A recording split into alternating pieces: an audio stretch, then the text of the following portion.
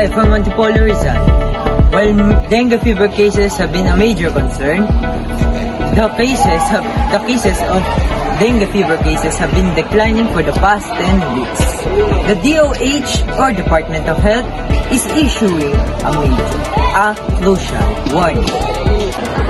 The Department of Health reported a significant 12% drop in dengue cases between May 4 and 17, our calendar year. However, with the rainy season upon us, the risk of resurgence is very real. So, the Department of Health is urging everyone to remain vigilant. So what can you do to protect yourself and your family? Here are the 3 steps.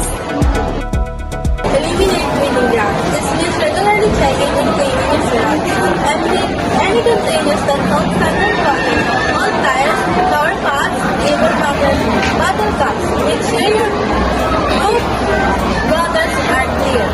Use mosquito repellents. Avoid repellents containing any or other effective ingredients, especially during peak mosquito biting hours. This is especially for children and the elderly. Protect yourself with clothing. Wear long-fit shirts and long pants, particularly on dawn and dusk when mosquitoes are most active.